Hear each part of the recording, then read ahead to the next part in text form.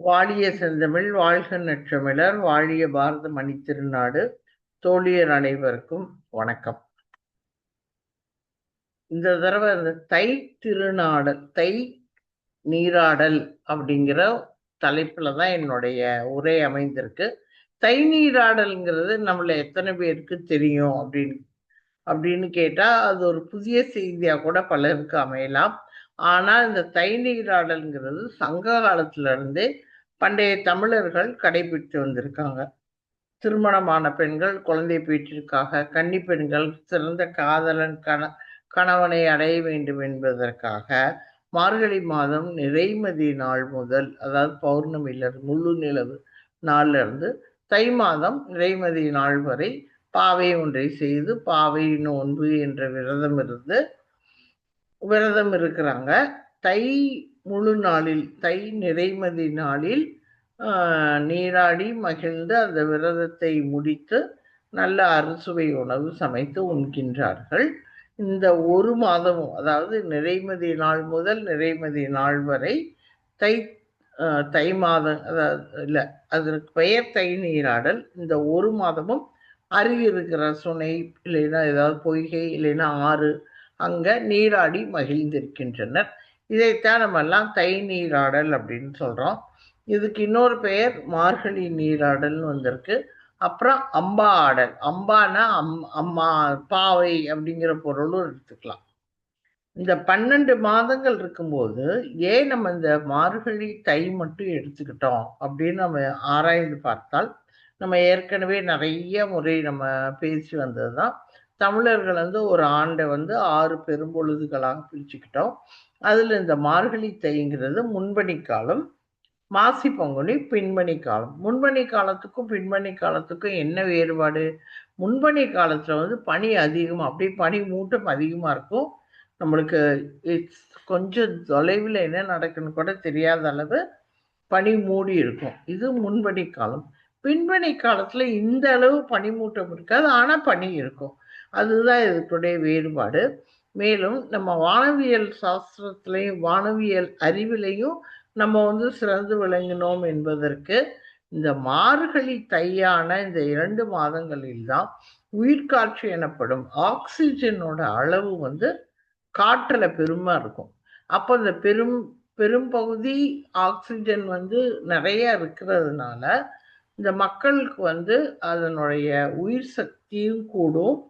நம்ம இன்னுமே முழு இயக்கத்துடன் இயங்க முடியும் அப்படிங்கிறத உணர்ந்துதான் இந்த 2 மாதங்களிலும் விடிகாலையில் அனைவரும் வெளியே வர வேண்டும் என்பதற்காக, மிக முதன்மையாக பெண்கள் வெளியே வரணுங்கிறதுக்காக இப்படி ஒரு வழிபாட்டு முறையை அவங்க தோற்றுவிச்சிருக்க வேண்டும்.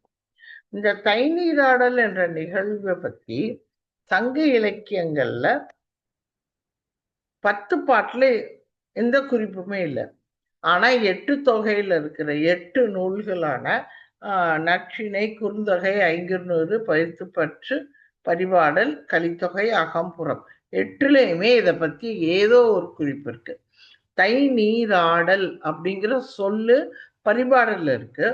மற்ற எல்லாத்துலேயுமே தை மாத குளிர்ந்த நீரை போல அப்படிங்கிற ஒரு சொல்லாடல். அது எப்படின்னா, தையை திங்கள் தன்கயம் போல அப்படிங்கிற ஒரு சொல்லாடல் எல்லா இடத்துலையும் இருந்திருக்கு. எல்லா எப்படி சொல்றேன்னா, மற்ற 8 தொகையில எல்லா நூல்களையும் தையை திங்கள் தன்கயம் அப்படிங்கிற சொல்லாடல் எல்லா இடத்துலையும் இருக்கு.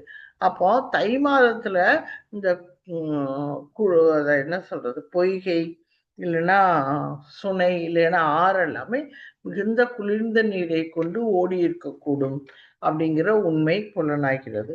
இப்ப நான் எப்படி எடுத்துக்கிட்டேன் அப்படின்னா, இந்த தை நீராடலை பத்தி இல்லைன்னா அந்த தை மாதத்தை பற்றிய குறிப்புகள் இந்த 8 தொகையில வர்ற நூல்கள்ல எங்கெல்லாம் வருதுங்கிறத பற்றி நான் சொல்லலாம் அப்படின்னு நினைக்கிறேன். முதல்ல நற்றிணை. இதுல நம்மளுக்கு சில குறிப்புகளோட உள்ள போறேன். நற்றிணை 400 பாட்டு கொண்டது. பூதன் தேவனார்ங்கிறவர் எழுதின 80வது பாடல். அந்த பாடல்ல ஒரு வரி வருது. என்ன அப்படின்னா, இழையணி ஆயமோடு தகுகான் தடை தை திங்கள் தன் கயம் படியும் பெருந்தோள் குறுமகள் அப்படின்னு வருது. அது பொருள் என்ன? அணிகலன் அணிந்த தோழிகளோட வெக்கத்தை மறைத்து தை மாதத்தில் குளிர்ந்த குளத்தில் நீராடும் பெரிய தோள்களை கொண்ட இளம்பெண் அப்படின்னு அவங்க சொல்றாங்க. அப்ப தை மாதம் தோழியரோடு இவங்க நீராடிட்டு இருந்திருக்கா. அடுத்தது இரண்டாவது நூல் குறுந்தொகை. இதை எழுதின இந்த குறுந்தொகையில 196வது பாட்டு. 196வது பாட்டுல அதை எழுதின ஒரு பேர் மிளை கந்தனார். இந்த மிளை கந்தனார் இதுல பூதன் முதல்ல நற்றிணை பாட்டு எழுதின பூதன் தேவனாரை பற்றி ஒரு குறிப்பு என்னன்னா, இவர் ஈழத்தை சார்ந்தவர், இலங்கையை சார்ந்தவர். இவர் வளர்ந்து வந்தது மதுரைக்கு வந்துட்டாங்க. மதுரையில தமிழ்ச்சங்கத்துல இருந்திருக்காரு. இதுக்கு ஏன் சொல்றேன்னு நான் பின்னாடி சொல்றேன். அடுத்து குறுந்தொகை பாட்டு எழுதின மிளை கந்தனார். இவர் 196வது பாட்டுல ஒரு குறிப்பு கொடுத்திருக்காரு. இவங்க எல்லாமே தை திங்கள் தன்கயம் தான் சொல்லியிருக்காங்க. தை நீராடல்ங்கிற சொல்லு அங்க வரல. என்னன்னா, இது ஒரு நல்ல நம்ம எப்பொழுதுமே ரசிக்கிற மாதிரியான ஒரு பாட்டு.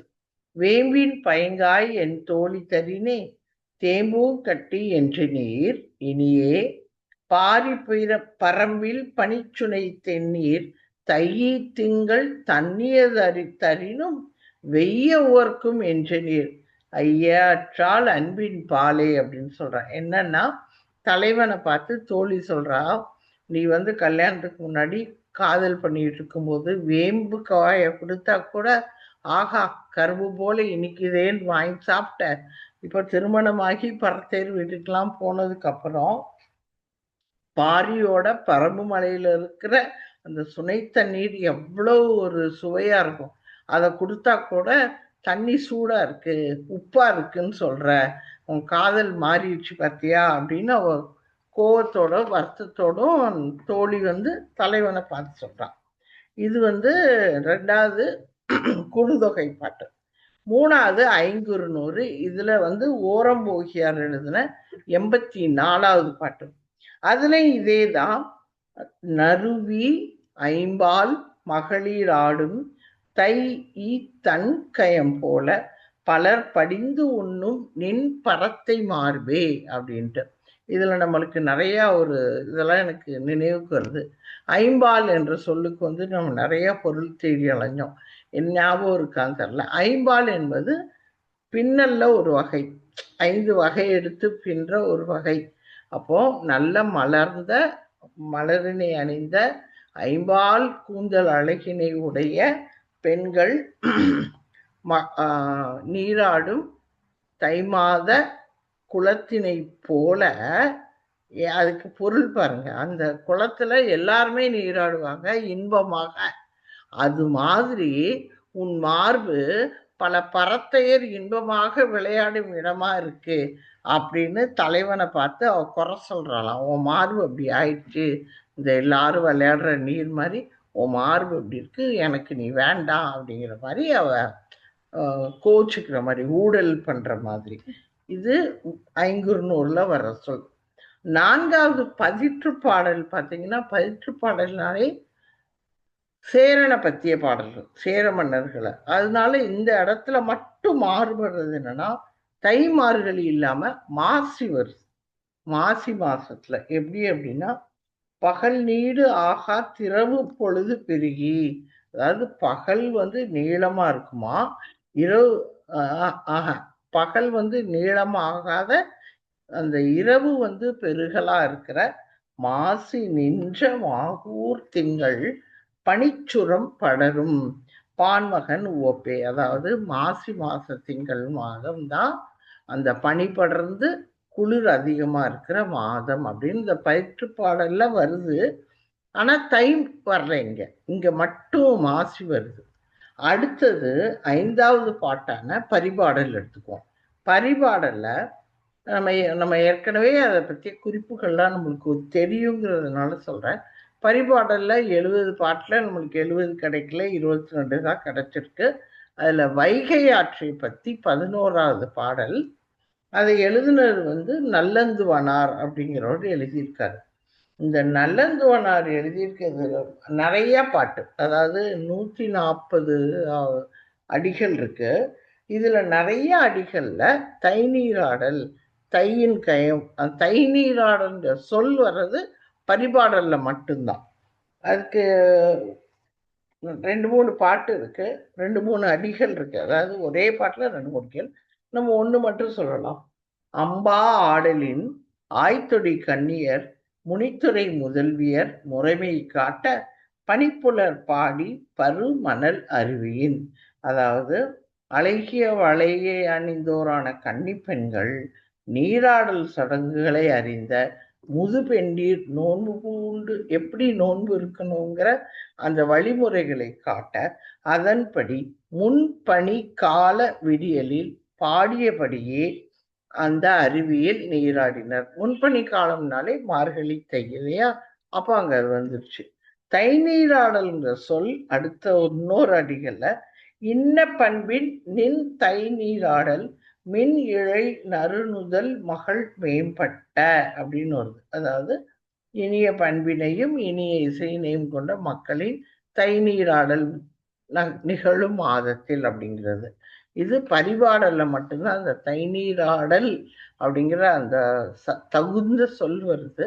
மற்ற இடங்கள்லாம் தையின் தை திங்கள் தன் கயத்தில் நீராடும் அப்படின்னு அவங்க மேலோட்டமா சொல்றாங்க. அடுத்தது கலித்தொகை.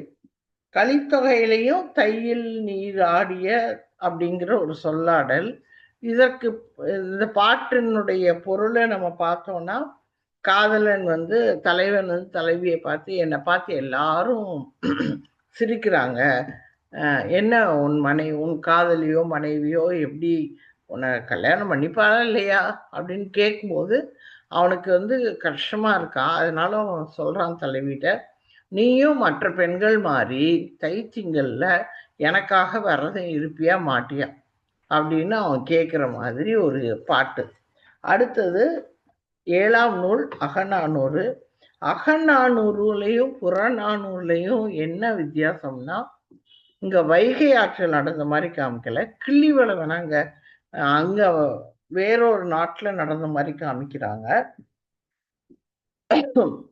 அகநானூர்ல 24வது பாட்டுல ஆவூர் மூலங்கிலார் எழுதியிருக்காரு.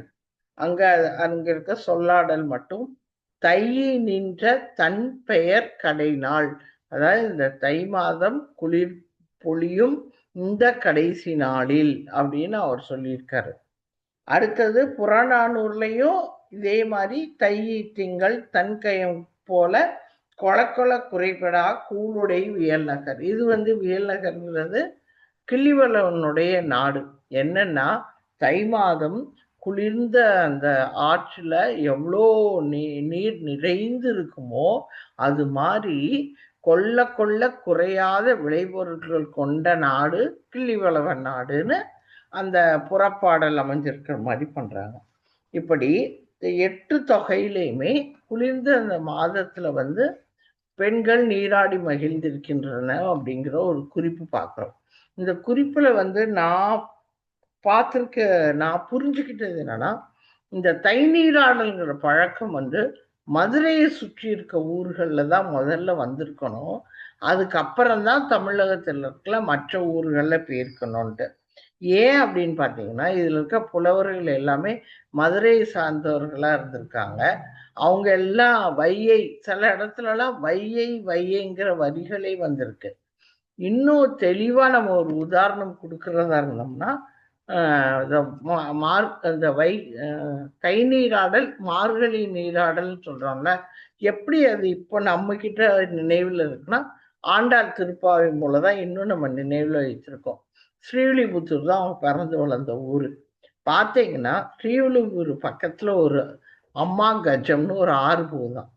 இந்த ஆறு அது கூட 2 3 வெள்ளிமலை ஆறு, அப்புறம் உடங்கலாறா, ஆமா அப்படி ஒரு ஆறு.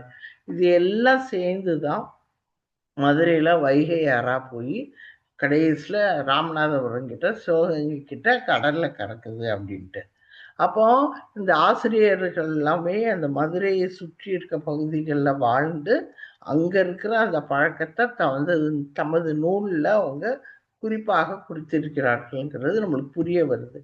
அப்போ இந்த பழக்கம் எப்போ மார்கழியா மாறி இருக்கும் அப்படின்னா, பக்தி காலத்துல அது பேர் தை நீராடல். இவன் திருப்பாவை எழுதுனாங்கல்ல, எடுக்கும் போதே மார்கழி திங்கள் மதி நிறைந்த நன்னாள்னு ஆரம்பிச்சதுனாலயே நம்மளுக்கு அந்த புரிதல் வந்திருக்கணும். அப்போ மார்கழி திருநாடால் அப்படிங்கிற பேரா மாறி போச்சு. இப்ப அது எப்படி மாறி போச்சுன்னா, மதி நிறைந்த நன்னாளே விட்டுட்டோம். மார்கழி 1லிருந்து மார்கழி 30 தை மாதத்தை கண்டுக்கிறதே இல்லை. இப்போ அப்படி மாறி போச்சு.